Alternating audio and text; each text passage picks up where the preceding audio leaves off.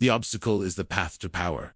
Each morning, we wake not into comfort but into resistance. The weight in the chest, the unfinished battles, the silent fears waiting in the corners of the mind. The world does not greet us with ease. It greets us with friction. And yet this friction is not our enemy. It is our invitation. We rise not to escape hardship, but to meet it, to study it, to walk directly into it with steady breath and unshaken will. Because over time, we begin to understand a truth that reshapes everything. What stands in the way does not block the path. It is the path, as Marcus Aurelius once wrote. The impediment to action advances action. What stands in the way becomes the way. This is not poetry. It is instruction. And each morning, we train ourselves to live it. We begin with voluntary clarity before the world demands anything of us. We demand something of ourselves, clarity. We sit at the edge of the day and ask, what is within my control? What is not? Because chaos begins when these are confused.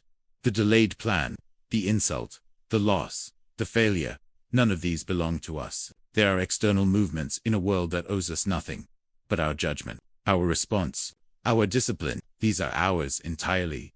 As Epictetus taught, you have power over your mind, not outside events. So we reclaim the boundary. We stop negotiating with reality and begin mastering ourselves. We reframe the enemy. We no longer wake asking, why is this happening to me? Instead, we ask, what is this training me to become? The obstacle transforms when viewed correctly. Failure becomes instruction. Insult becomes indifference training. Delay becomes patience training. Loss becomes detachment training. Nothing arrives without purpose, unless we refuse to give it one. This is how power begins, not through dominance of others, but through interpretation of events. To the undisciplined mind, hardship is punishment. To the trained mind, hardship is refinement. We confront the inner saboteur. Greatest obstacle is never outside, it is within. Anger that burns without direction, fear that whispers surrender, desire that pulls us toward comfort and away from growth. These are not merely emotions, they are forces capable of enslaving us. And so each morning, we step into silent confrontation. We observe the surge of irritation. We witness the pull of laziness. We feel the sting of insecurity. But we do not obey, because obedience to emotion is weakness disguised as authenticity. As Seneca warned, we suffer more often in imagination than in reality. So we interrogate our impulses. Is this anger useful? Is this fear rational? Is this desire necessary? If not, we let them pass like shadows. Power is not the absence of feeling. It is the refusal to be ruled by feeling. 4. We transform resistance into body resists effort. The mind resists discomfort.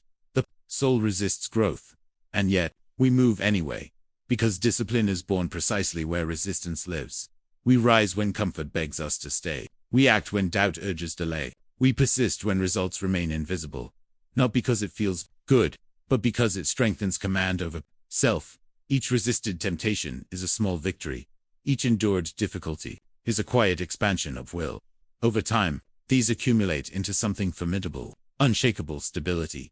We accept the cost of strength. There is no power without sacrifice, no resilience without exposure to strain. No calm without first encountering chaos. We do not curse the burden placed upon us. We carry it deliberately, because the weight that threatens to break us is the same weight that can forge us. The insult teaches composure. The failure teaches persistence. The uncertainty teaches courage. To wish for fewer obstacles is to wish for less growth. So instead, we welcome the test, not with joy, but with readiness. We practice emotional sovereignty. The world will provoke us. It will tempt us toward rage, envy, despair, and if we surrender, we become predictable, easy to control. But we refuse. We pause before reacting. We question before judging. We breathe before speaking. Because power lies in the space between stimulus and response. Each time we choose composure over chaos, we reclaim territory within ourselves. Each time we refuse resentment, we dissolve another chain. Emotional sovereignty is not coldness, it is freedom.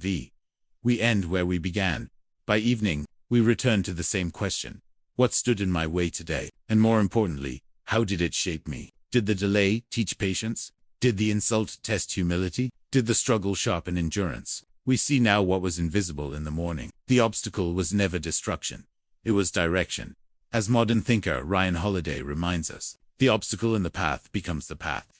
Not metaphorically, literally. Without resistance, there is no transformation. Without friction, there is no growth. Without challenge, there is no command over self. The path reveals itself. We wake again tomorrow, not hoping for ease, but ready for resistance, because the obstacle is no longer an interruption. It is our training ground, our proving ground, our forge.